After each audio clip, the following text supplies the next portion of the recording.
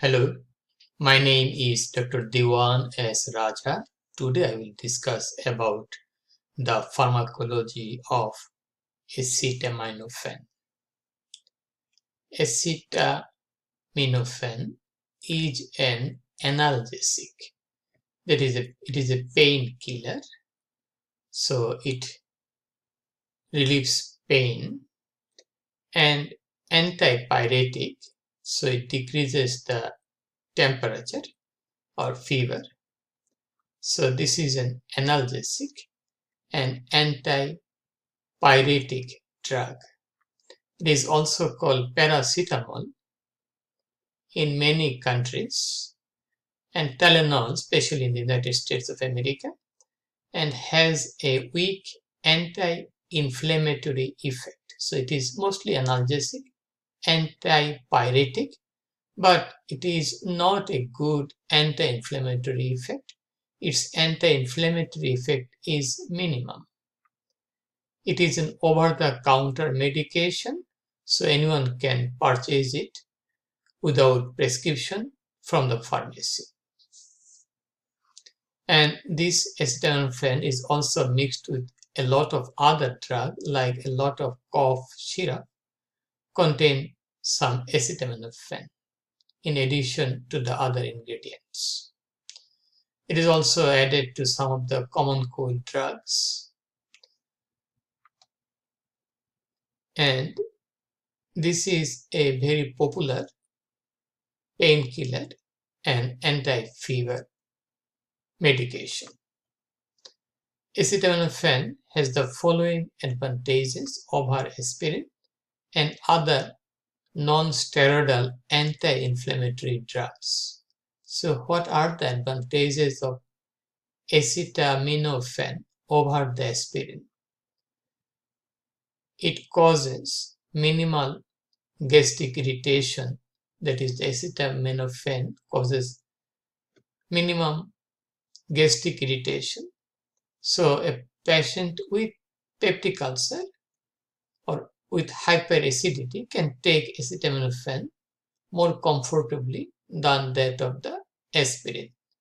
It does not displace other drugs from the plasma protein. Almost no effect on platelet adhesion or aggregation. It will not cause thrombosis. It will not cause hemorrhage. And this, that is the acetaminophen, does not affect the action of the uricosuric drug. So a person who is taking some anti-gout drug, he can also take acetaminophen. The anti-gout drug effect will not be hampered by the acetaminophen.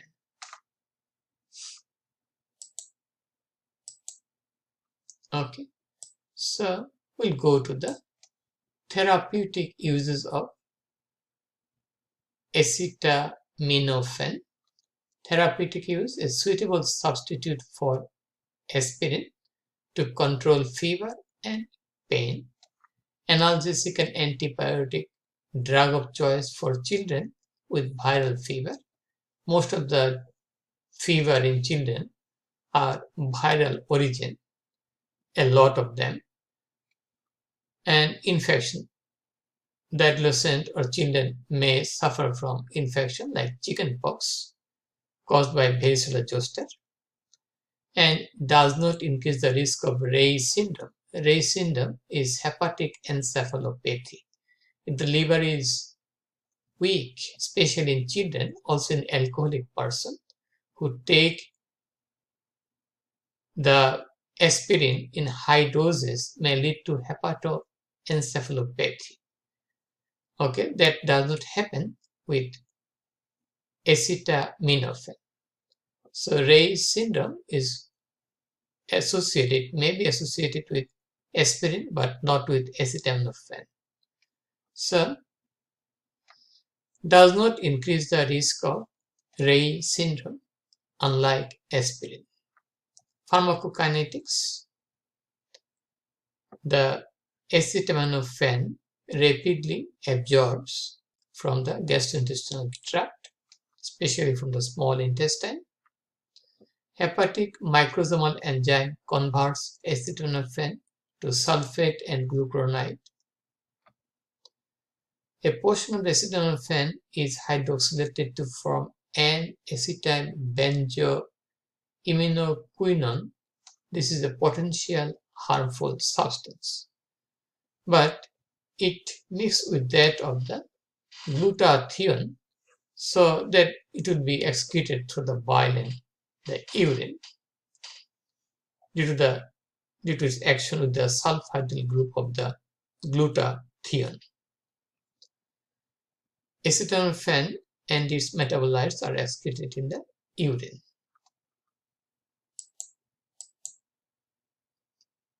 So what is the mode of action of acetaminophen?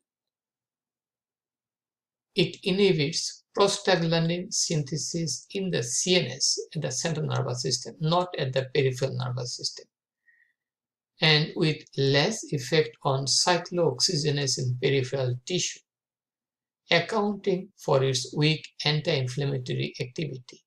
It is weak anti-inflammatory because it has less effect on cyclooxygenase in peripheral tissue. So what are the adverse effects of acetaminophen? Adverse effect means side effects. With normal therapeutic doses, they are virtually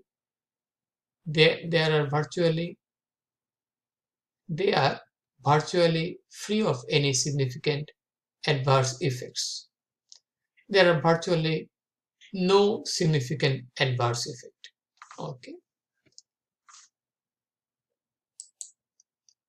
So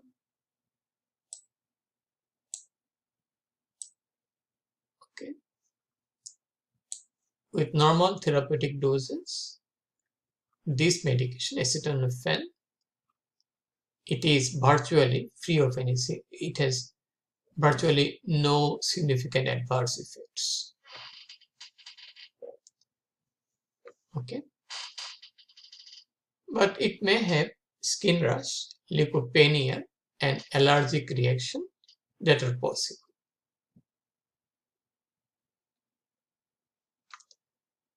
Okay. Prolonged large dose therapy may cause hepatic necrosis, especially due to lack of glutathione. So the toxic substance will be attached to the hepatocyte, the liver parenchyma, and it will damage the liver parenchyma.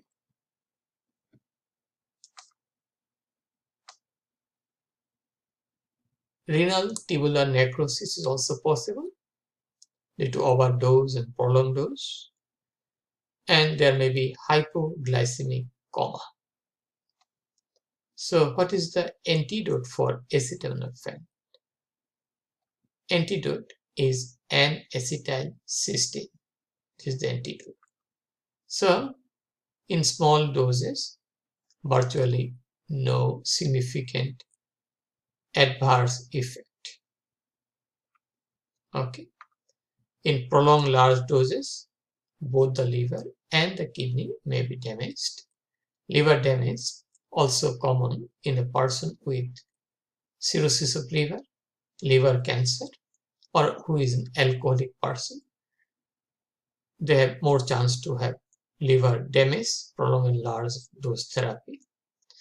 And acetaminophen is usually harmless otherwise. And the children, the drug of choice is acetaminophen, not the aspirin. Aspirin may lead to Reye syndrome. So if a person has taken large dose of acetaminophen for any reason accidentally or due to suicidal attempt, then we'll manage that patient, we'll wash his stomach, give him fluid, him or her fluid, and we will push the antidote in his or her body if he or she is toxic due to the heavy dose of acetaminophen, and the antidote is the N-acetylcysteine. This is the antidote for toxic dose of acetaminophen, N-acetyl cysteine. Okay, and that's all about the pharmacology of the acetaminophen.